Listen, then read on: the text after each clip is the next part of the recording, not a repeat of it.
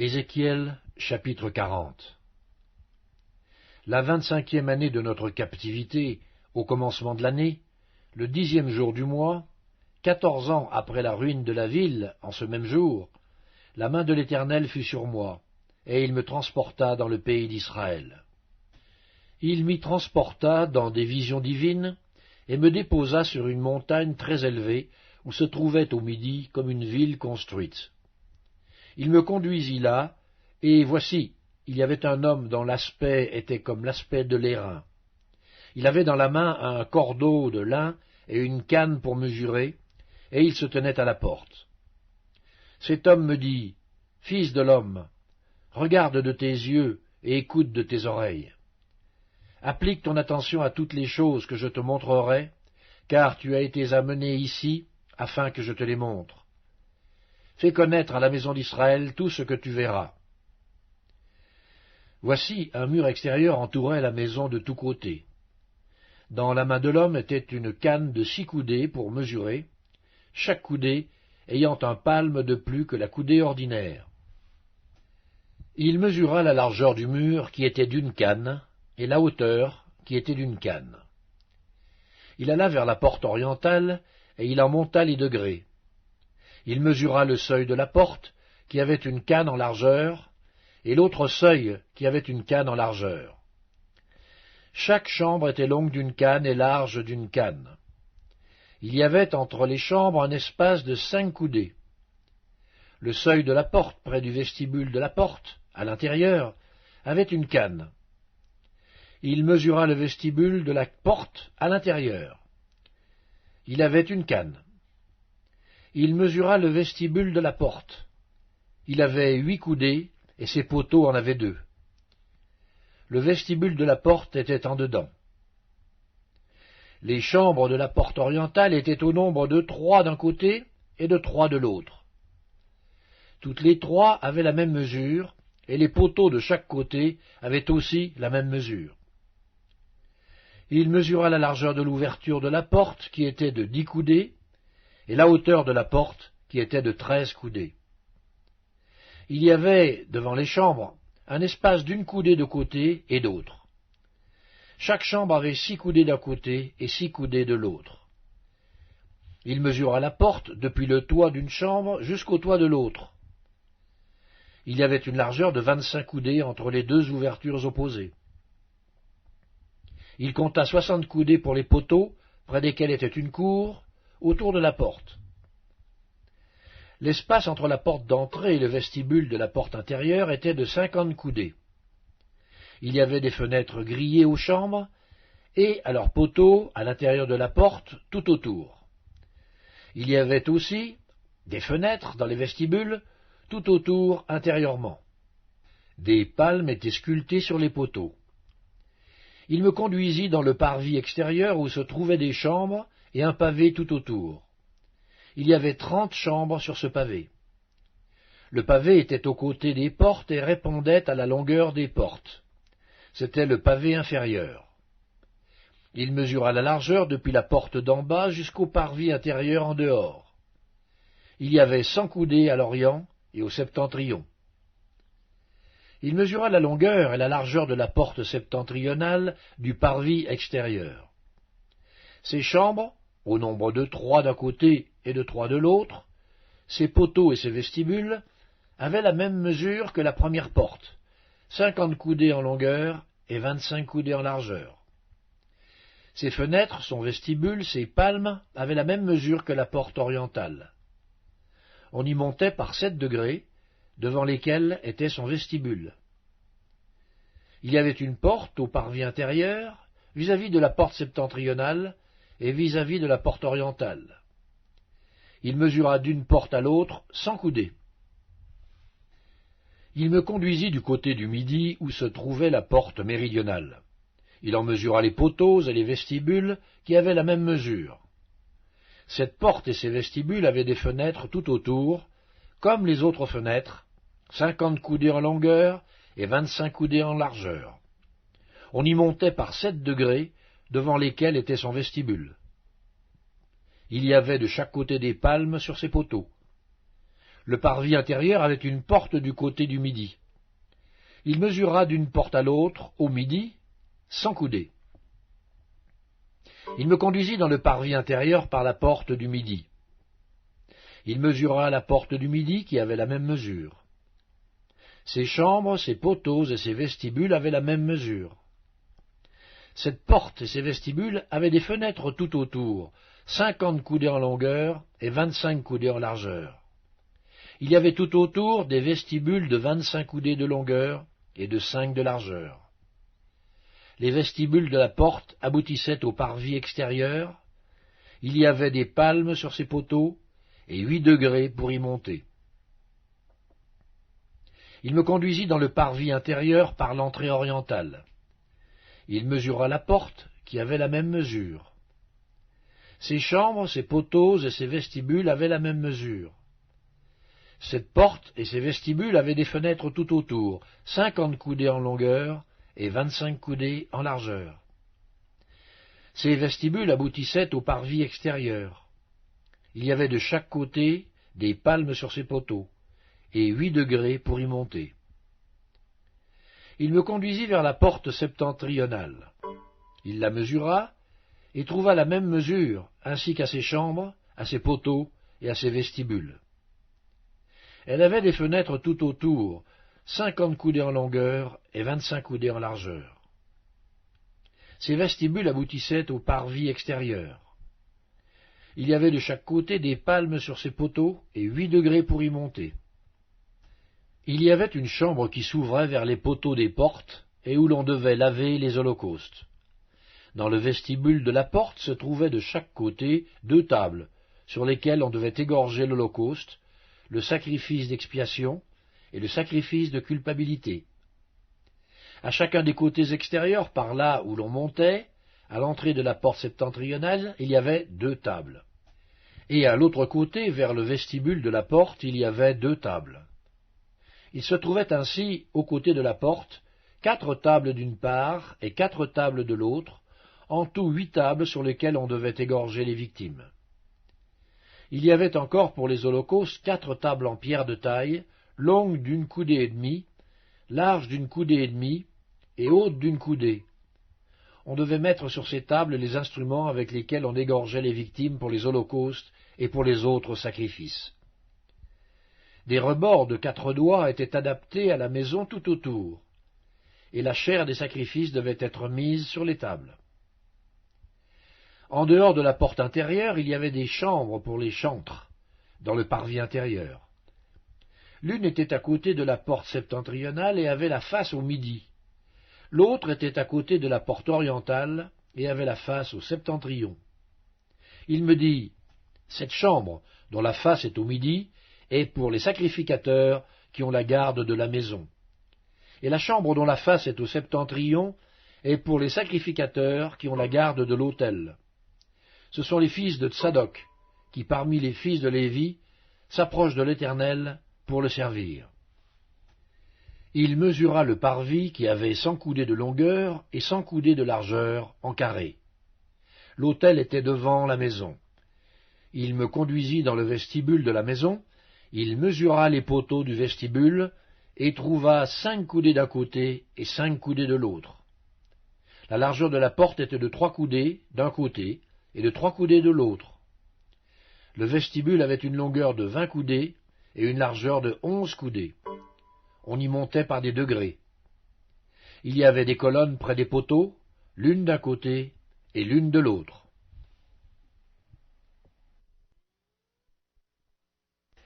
Ézéchiel, chapitre 41. Il me conduisit dans le temple. Il mesura les poteaux. Il y avait 6 coudées de largeur d'un côté et 6 coudées de largeur de l'autre, largeur de la tente. La largeur de la porte était de 10 coudées. Il y avait 5 coudées d'un côté de la porte et 5 coudées de l'autre. Il mesura la longueur du temple, 40 coudées, et la largeur, 20 coudées.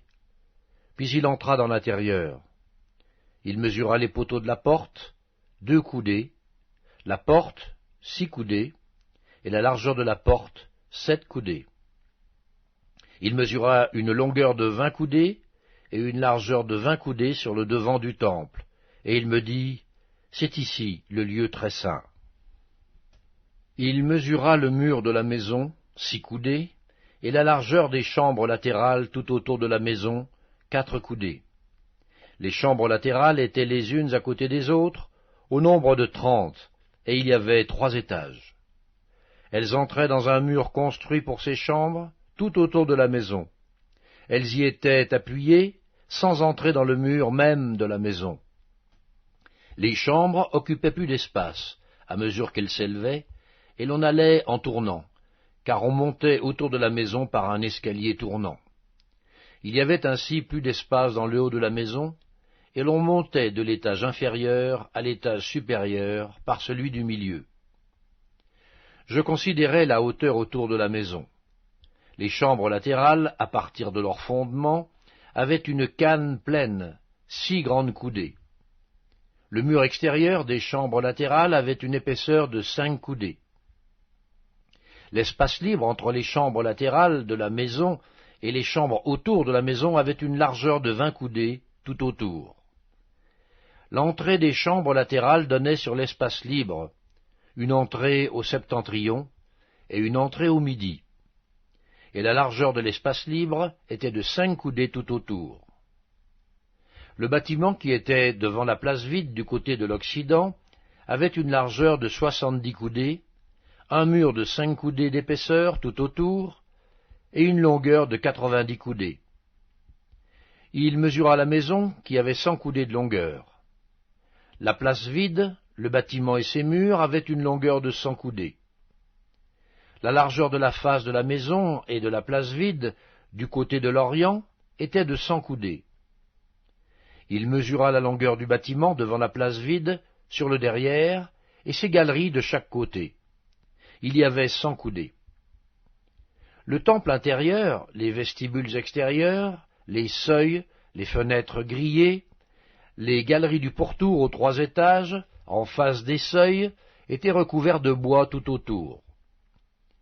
Depuis le sol jusqu'aux fenêtres fermées, jusqu'au-dessus de la porte, le dedans de la maison, le dehors, toute la muraille du pourtour, à l'intérieur et à l'extérieur, tout était d'après la mesure et orné de chérubins et de palmes.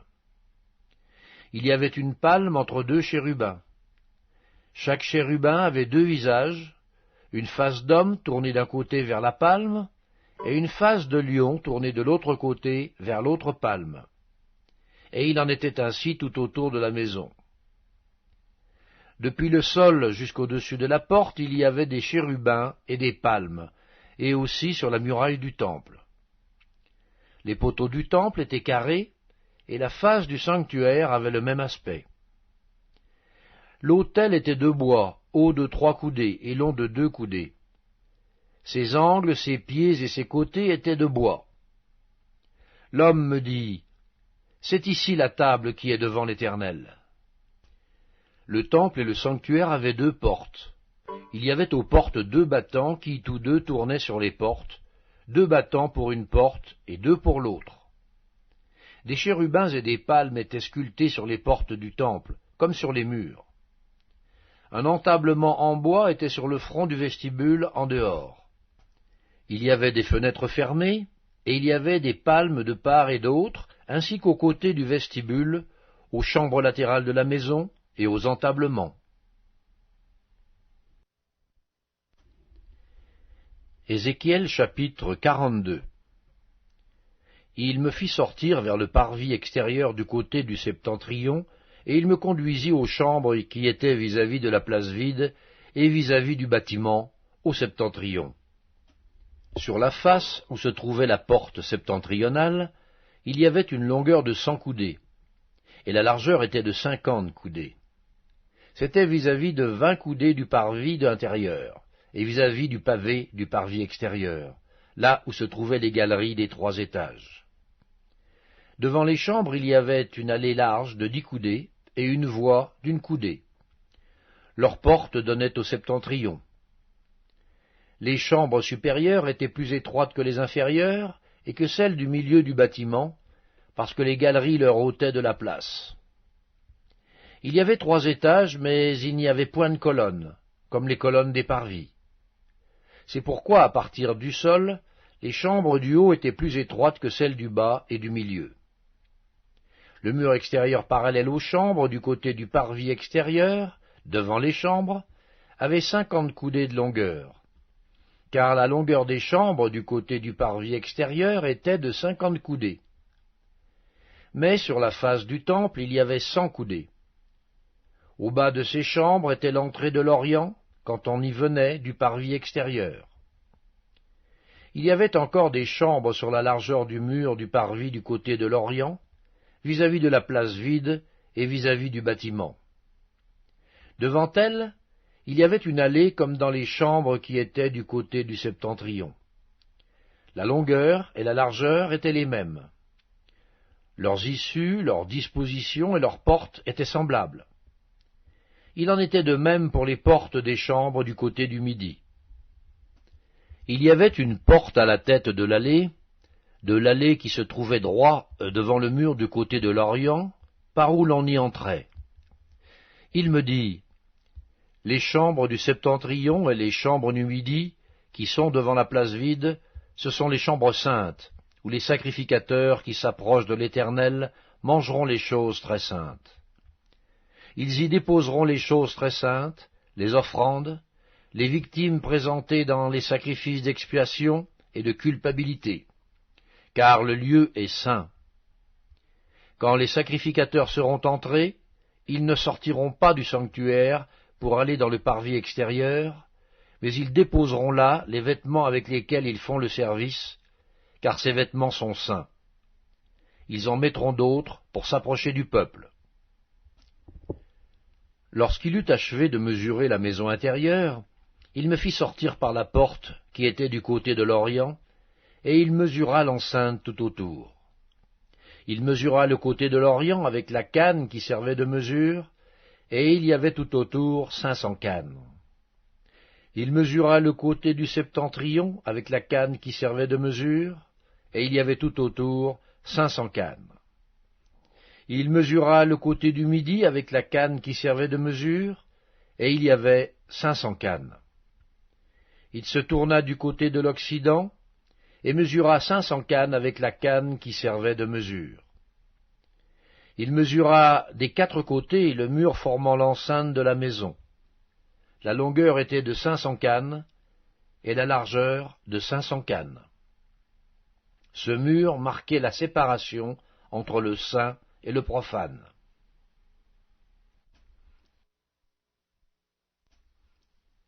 Ézéchiel, chapitre 43. Il me conduisit à la porte qui était du côté de l'Orient. Et voici, la gloire du Dieu d'Israël s'avançait de l'Orient. Sa voix était pareille au bruit des grandes eaux, et la terre resplendissait de sa gloire. Cette vision était semblable à celle que j'avais eue lorsque j'étais venu pour détruire la ville. Et ces visions étaient semblables à celles que j'avais eues près du fleuve du Kébar. Et je tombai sur ma face. La gloire de l'Éternel entra dans la maison par la porte qui était du côté de l'Orient. Alors l'Esprit m'enleva et me transporta dans le parvis intérieur. Et voici, la gloire de l'Éternel remplissait la maison. J'entendis quelqu'un qui me parlait depuis la maison, et un homme se tenait près de moi. Il me dit, « Fils de l'homme, c'est ici le lieu de mon trône, le lieu où je poserai la plante de mes pieds. J'y habiterai éternellement au milieu des enfants d'Israël. La maison d'Israël et ses rois ne souilleront plus mon saint nom par leur prostitution et par les cadavres de leurs rois sur leur haut lieu. Ils mettaient leur seuil près de mon seuil, leurs poteaux près de mes poteaux, et il n'y avait qu'un mur entre moi et eux. Ils ont ainsi souillé mon saint nom par les abominations qu'ils ont commises. C'est pourquoi je les ai consumés dans ma colère. Maintenant, ils éloigneront de moi leur prostitution et les cadavres de leurs rois, et j'habiterai éternellement au milieu d'eux. Toi, fils de l'homme, montre ce temple à la maison d'Israël, qu'ils en mesurent le plan et qu'ils rougissent de leurs iniquités. S'ils rougissent de toute leur conduite, faites-leur connaître la forme de cette maison, sa disposition, ses issues et ses entrées, tous ses desseins et toutes ses ordonnances, tous ses desseins et toutes ses lois. Mets-en la description sous leurs yeux, afin qu'ils gardent tous ses desseins et toutes ses ordonnances, et qu'ils s'y conforment dans l'exécution. Telle est la loi de la maison. Sur le sommet de la montagne, tout l'espace qu'elle doit occuper est très saint. Voilà donc la loi de la maison. Voici les mesures de l'autel, d'après les coudées dont chacune était d'un palme plus longue que la coudée ordinaire. La base avait une coudée de hauteur et une coudée de largeur, et le rebord qui terminait son contour avait un empan de largeur. C'était le support de l'autel. Depuis la base sur le sol jusqu'à l'encadrement inférieur, il y avait 2 coudées et une coudée de largeur. Et depuis le petit jusqu'au grand encadrement, il y avait 4 coudées et une coudée de largeur. L'autel avait 4 coudées, et 4 cornes s'élevaient de l'autel. L'autel avait 12 coudées de longueur, 12 coudées de largeur, et formait un carré par ses 4 côtés. L'encadrement avait 14 coudées de longueur sur 14 coudées de largeur à ses 4 côtés. Le rebord qui terminait son contour avait une demi-coudée. La base avait une coudée tout autour, et les degrés étaient tournés vers l'Orient. Il me dit, Fils de l'homme, ainsi parle le Seigneur l'Éternel. Voici les lois au sujet de l'autel, pour le jour où on le construira, afin d'y offrir les holocaustes et d'y répandre le sang. Tu donneras aux sacrificateurs, aux Lévites, qui sont de la postérité de Tsadok, et qui s'approchent de moi pour me servir, dit le Seigneur l'Éternel, un jeune taureau pour le sacrifice d'expiation. Tu prendras de son sang, et tu en mettras sur les 4 cornes de l'autel, sur les 4 angles de l'encadrement, et sur le rebord qui l'entoure. Tu purifieras ainsi l'autel, et tu en feras l'expiation. Tu prendras le taureau expiatoire, et on le brûlera dans un lieu réservé de la maison, en dehors du sanctuaire. Le second jour, tu offriras en expiation un bouc sans défaut. On purifiera ainsi l'autel comme on l'aura purifié avec le taureau. Quand tu auras achevé la purification, tu offriras un jeune taureau sans défaut et un bélier du troupeau sans défaut. Tu les offriras devant l'Éternel. Les sacrificateurs jetteront du sel sur eux et les offriront en holocauste à l'Éternel. Pendant 7 jours, tu sacrifieras chaque jour un bouc comme victime expiatoire. On sacrifiera ainsi un jeune taureau et un bélier du troupeau, l'un et l'autre sans défaut. Pendant 7 jours, on fera l'expiation et la purification de l'autel, et on le consacrera. Lorsque ces jours seront accomplis, dès le 8e jour, et à l'avenir, les sacrificateurs offriront sur l'autel vos holocaustes et vos sacrifices d'action de grâce. Et je vous serai favorable, dit le Seigneur, l'Éternel.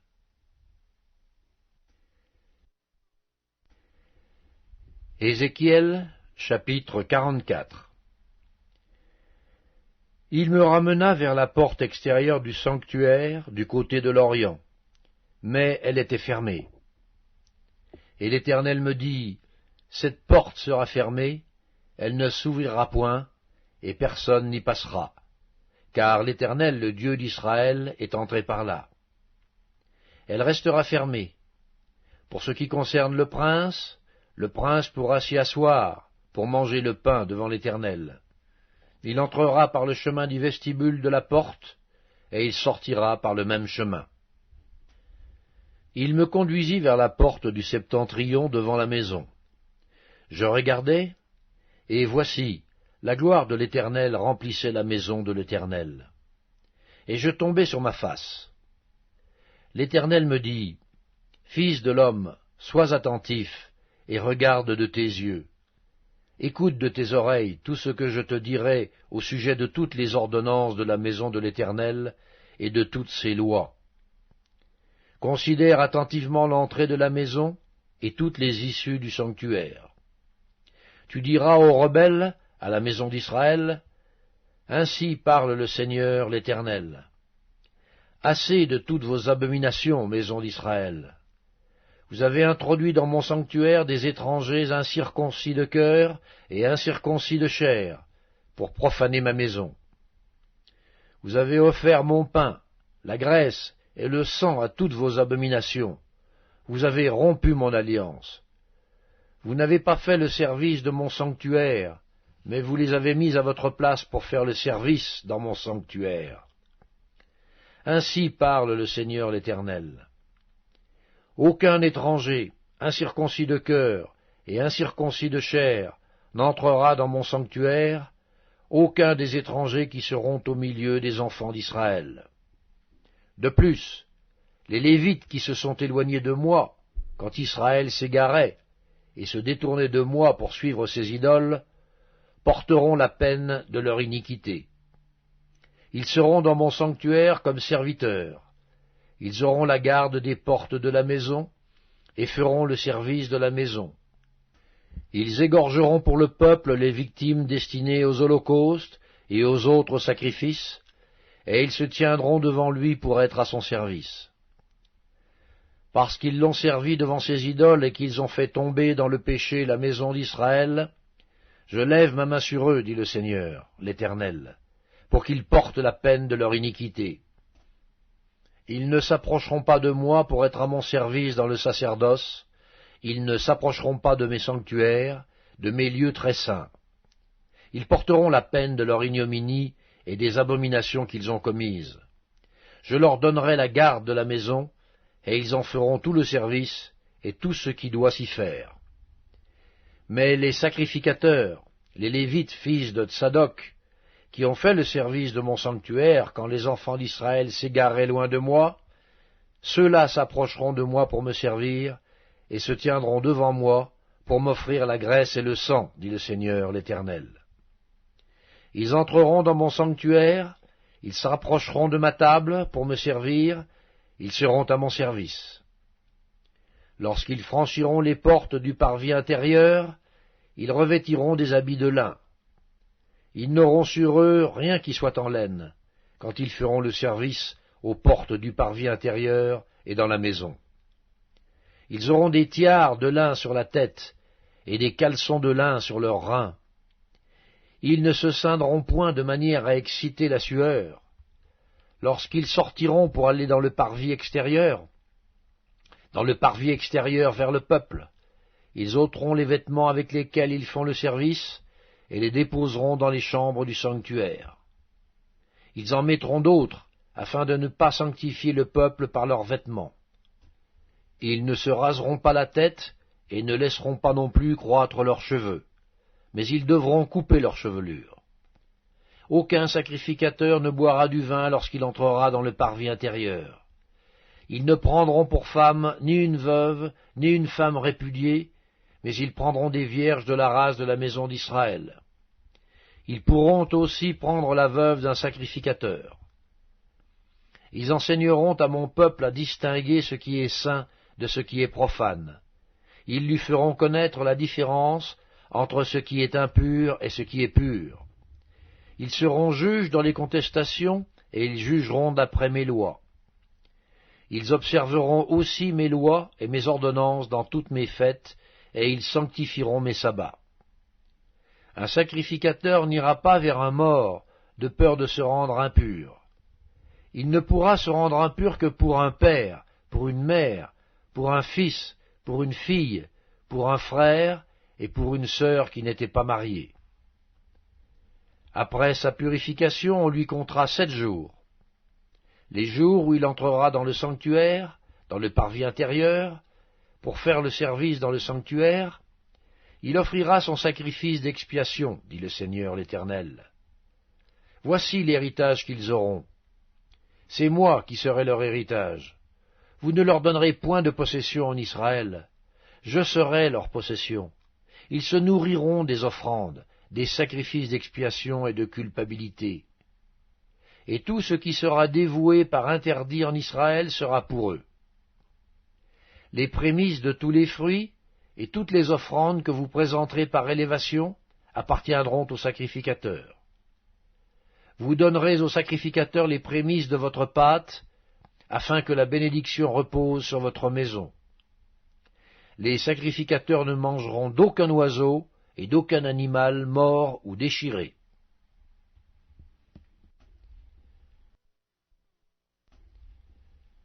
Ézéchiel, chapitre 45. Lorsque vous partagerez le pays en héritage par le sort, vous prélèverez comme une sainte offrande pour l'Éternel une portion du pays, longue de 25 000 cannes et large de 10 000. Elle sera sainte dans toute son étendue.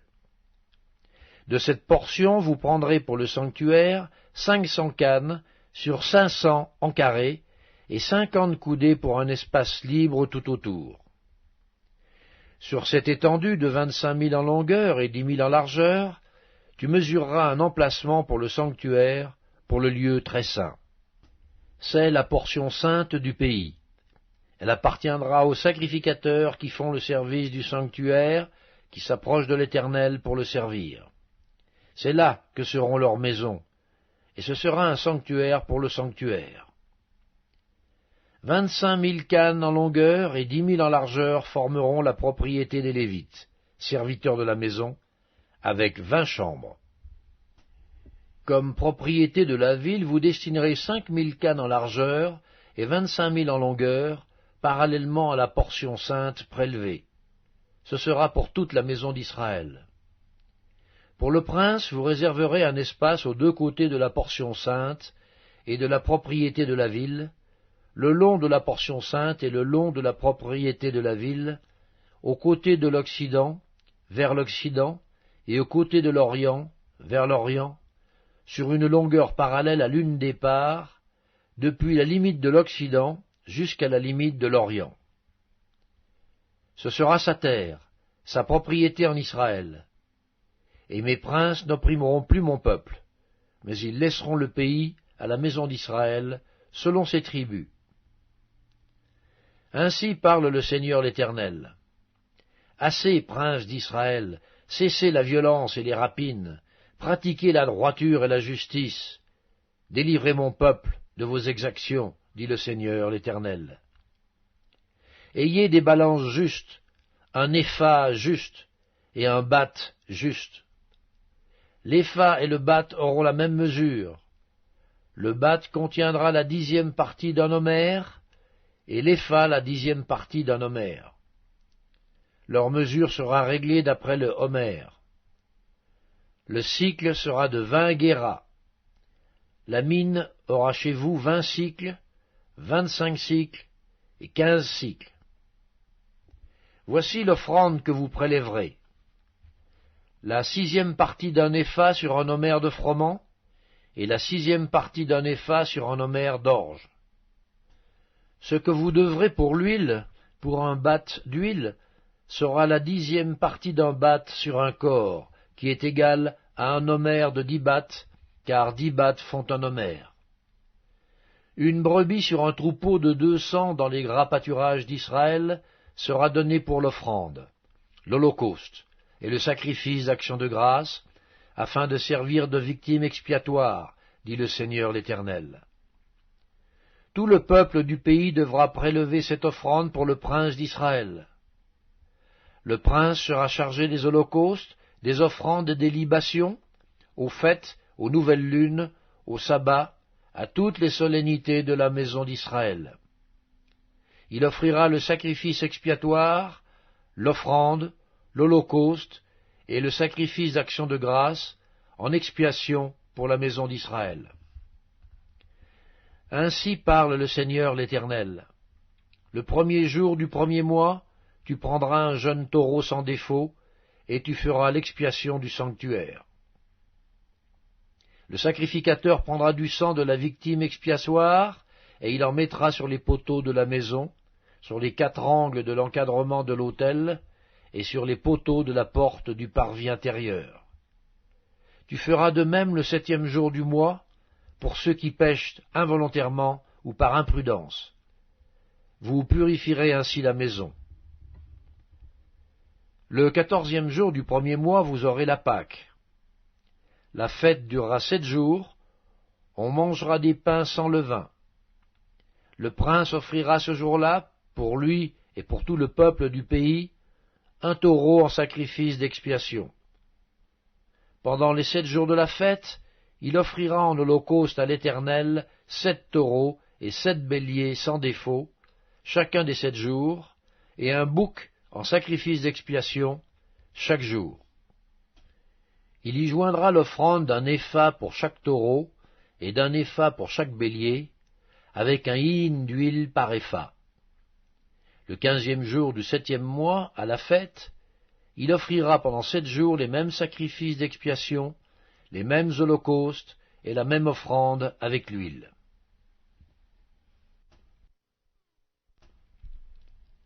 Ézéchiel, chapitre 46. Ainsi parle le Seigneur l'Éternel. La porte du parvis intérieur, du côté de l'Orient, restera fermée les 6 jours ouvriers. Mais elle sera ouverte le jour du sabbat, elle sera aussi ouverte le jour de la nouvelle lune. Le prince entrera par le chemin du vestibule de la porte extérieure et se tiendra près des poteaux de la porte. Les sacrificateurs offriront son holocauste et ses sacrifices d'action de grâce. Il se prosternera sur le seuil de la porte, puis il sortira, et la porte ne sera pas fermée avant le soir. Le peuple du pays se prosternera devant l'Éternel à l'entrée de cette porte, au jour de sabbat et aux nouvelles lunes. L'holocauste que le prince offrira à l'Éternel le jour du sabbat sera de 6 agneaux sans défaut et d'un bélier sans défaut. Et son offrande, d'un épha pour le bélier, et de ce qu'il voudra pour les agneaux, avec un hin d'huile par épha. Le jour de la nouvelle lune, il offrira un jeune taureau sans défaut, 6 agneaux et un bélier qui seront sans défaut. Et son offrande sera d'un épha pour le taureau, d'un épha pour le bélier, et de ce qu'il voudra pour les agneaux, avec un hin d'huile par épha. Lorsque le prince entrera, il entrera par le chemin du vestibule de la porte, et il sortira par le même chemin. Mais lorsque le peuple du pays se présentera devant l'Éternel, aux solennités, celui qui entrera par la porte septentrionale pour se prosterner, sortira par la porte méridionale, et celui qui entrera par la porte méridionale, sortira par la porte septentrionale. On ne devra pas s'en retourner par la porte par laquelle on sera entré, mais on sortira par celle qui lui est opposée. Le prince entrera parmi eux quand ils entreront, et sortira quand ils sortiront. Aux fêtes et aux solennités, l'offrande sera d'un épha pour le taureau, d'un épha pour le bélier, et de ce qu'il voudra pour les agneaux, avec un hin d'huile par épha. Si le prince offre à l'Éternel un holocauste volontaire ou un sacrifice volontaire d'action de grâce, on lui offrira la porte qui est du côté de l'Orient, et il offrira son holocauste et son sacrifice d'action de grâce, comme il doit le faire le jour du sabbat. Puis il sortira et l'on fermera la porte après qu'il sera sorti. Tu offriras chaque jour en holocauste à l'Éternel un agneau d'1 an, sans défaut. Tu l'offriras tous les matins. Tu y joindras pour offrande, tous les matins, un 6e d'épha et le tiers d'un hin d'huile pour pétrir la farine. C'est l'offrande à l'Éternel, une loi perpétuelle, pour toujours. On offrira tous les matins l'agneau et l'offrande avec l'huile, comme holocauste perpétuel. Ainsi parle le Seigneur l'Éternel. Si le prince fait à l'un de ses fils un don pris sur son héritage, ce don appartiendra à ses fils, ce sera leur propriété comme héritage. Mais s'il fait à l'un de ses serviteurs un don pris sur son héritage, ce don lui appartiendra jusqu'à l'année de la liberté, puis il retournera au prince. Ses fils seuls posséderont ce qu'il leur donnera de son héritage. Le prince ne prendra rien de l'héritage du peuple. Il ne le dépouillera pas de ses possessions. Ce qu'il donnera en héritage à ses fils, il le prendra sur ce qu'il possède, afin que nul parmi mon peuple ne soit éloigné de sa possession. Il me conduisit par l'entrée qui était à côté de la porte, dans les chambres saintes destinées aux sacrificateurs, vers le septentrion. Et voici, il y avait un lieu dans le fond du côté de l'Occident. Il me dit, c'est le lieu où les sacrificateurs feront cuire la chair des sacrifices de culpabilité et d'expiation, et où ils feront cuire les offrandes, pour éviter de les porter dans le parvis extérieur et de sanctifier le peuple. Il me conduisit ensuite dans le parvis extérieur et me fit passer vers les 4 angles du parvis. Et voici, il y avait une cour à chacun des angles du parvis. Aux 4 angles du parvis, il y avait des cours voûtées, longues de 40 coudées et larges de 30. Toutes les 4 avaient la même mesure dans les angles. Un mur les entourait toutes les 4, et des foyers étaient pratiqués au bas du mur tout autour. Il me dit, ce sont les cuisines où les serviteurs de la maison feront cuire la chair des sacrifices offerts par le peuple. Ézéchiel chapitre 47. Il me ramena vers la porte de la maison. Et voici, de l'eau sortait sous le seuil de la maison à l'orient, car la face de la maison était à l'orient. L'eau descendait sous le côté droit de la maison, au midi de l'autel. Il me conduisit par le chemin de la porte septentrionale, et il me fit faire le tour par dehors jusqu'à l'extérieur de la porte orientale. Et voici, l'eau coulait du côté droit. Lorsque l'homme s'avança vers l'orient, il avait dans la main un cordeau, et il mesura 1000 coudées. Il me fit traverser l'eau, et j'avais de l'eau jusqu'aux chevilles. Il mesura encore 1000 coudées, et me fit traverser l'eau, et j'avais de l'eau jusqu'aux genoux. Il mesura encore 1000 coudées, et me fit traverser, et j'avais de l'eau jusqu'aux reins. Il mesura encore 1000 coudées. C'était un torrent que je ne pouvais traverser, car l'eau était si profonde qu'il fallait y nager. C'était un torrent qu'on ne pouvait traverser. Il me dit, « As-tu vu, fils de l'homme ?» Et il me ramena au bord du torrent. Quand il m'eut ramené, voici, il y avait sur le bord du torrent beaucoup d'arbres de chaque côté. Il me dit, « Cette eau coulera vers le district oriental, descendra dans la plaine et entrera dans la mer. Lorsqu'elle se sera jetée dans la mer, les eaux de la mer deviendront saines. Tout être vivant qui se meut vivra partout où le torrent coulera, et il y aura une grande quantité de poissons. Car là où cette eau arrivera, les eaux deviendront saines, et tout vivra partout où parviendra le torrent. Des pêcheurs se tiendront sur ses bords. Depuis En-Gedi jusqu'à En-Egaïm, on étendra les filets. Il y aura des poissons de diverses espèces, comme les poissons de la grande mer, et ils seront très nombreux. Ces marais et ces fosses ne seront point assainis. Ils seront abandonnés au sel. Sur le torrent, sur ses bords de chaque côté, croîtront toutes sortes d'arbres fruitiers. Leur feuillage ne se flétrira point, et leurs fruits n'auront point de fin. Ils mûriront tous les mois parce que les eaux sortiront du sanctuaire. Leurs fruits serviront de nourriture et leurs feuilles de remède. Ainsi parle le Seigneur l'Éternel. Voici les limites du pays que vous distribuerez en héritage aux 12 tribus d'Israël. Joseph aura 2 parts. Vous en aurez la possession l'un comme l'autre, car j'ai juré la main levée de le donner à vos pères. Ce pays vous tombera donc en partage. Voici les limites du pays.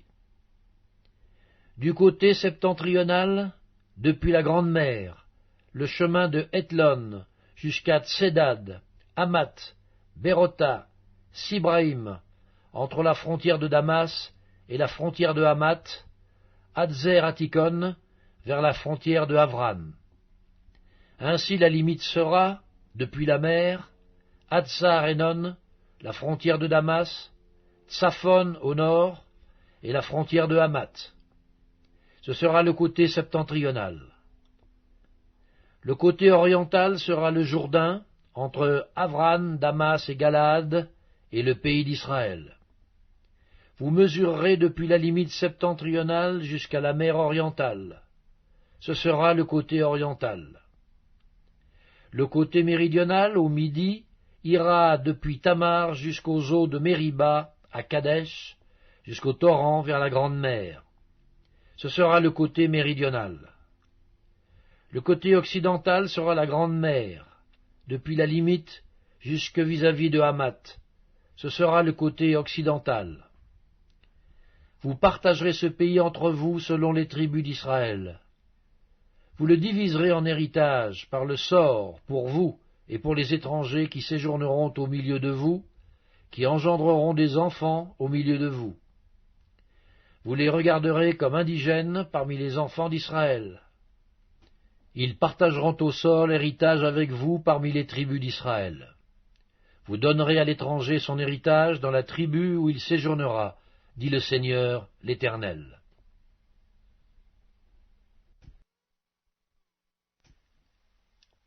Ézéchiel, chapitre 48. Voici les noms des tribus. Depuis l'extrémité septentrionale, le long du chemin de Hétlon à Hamath, Hatsar-Enon, la frontière de Damas au nord, vers Hamath, de l'Orient à l'Occident. Dan, une tribu. Sur la limite de Dan, de l'Orient à l'Occident, Azer, une tribu. Sur la limite d'Azer, de l'Orient à l'Occident, Nephtali, une tribu. Sur la limite de Nephtali de l'Orient à l'Occident, Manassé, une tribu. Sur la limite de Manassé de l'Orient à l'Occident, Éphraïm, une tribu. Sur la limite d'Éphraïm de l'Orient à l'Occident, Ruben, une tribu. Sur la limite de Ruben de l'Orient à l'Occident, Juda, une tribu. Sur la frontière de Juda, de l'Orient à l'Occident, sera la portion que vous prélèverez, large de 25 000 cannes et longue comme l'une des parts de l'Orient à l'Occident. Et le sanctuaire sera au milieu. La portion que vous prélèverez pour l'Éternel aura 25 000 cannes de longueur et 10 000 de largeur. C'est au sacrificateur qu'appartiendra cette portion sainte. 25 000 cannes au septentrion, 10 000 en largeur à l'Occident, 10 000 en largeur à l'Orient, et 25 000 en longueur au midi. Et le sanctuaire de l'Éternel sera au milieu. Elle appartiendra aux sacrificateurs consacrés, aux fils de Tsadok, qui ont fait le service de mon sanctuaire, qui ne se sont point égarés lorsque les enfants d'Israël s'égaraient, comme s'égaraient les Lévites. Elle leur appartiendra comme portion très sainte, prélevée sur la portion du pays qui aura été prélevée, à côté de la limite des Lévites. Les Lévites auront, parallèlement à la limite des sacrificateurs, 25 000 cannes en longueur et 10 000 en largeur, 25 000 pour toute la longueur et 10 000 pour la largeur. Ils n'en pourront rien vendre ni échanger, et les prééminences du pays ne seront point aliénées, car elles sont consacrées à l'Éternel. Les 5 000 cannes qui resteront en largeur sur les 25 000 seront destinées à la ville, pour les habitations et la banlieue, et la ville sera au milieu. En voici les mesures. Du côté septentrional, 4 500, du côté méridional, 4 500, du côté oriental, 4 500, et du côté occidental, 4 500.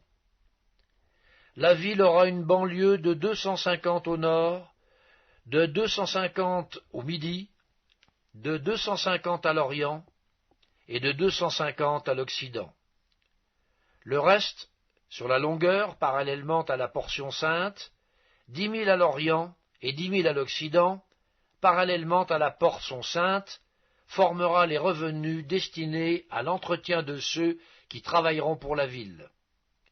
Le sol en sera cultivé par ceux de toutes les tribus d'Israël qui travailleront pour la ville. Toute la portion prélevée sera de 25 000 cannes en longueur sur 25 000 en largeur. Vous en séparerez un carré pour la propriété de la ville.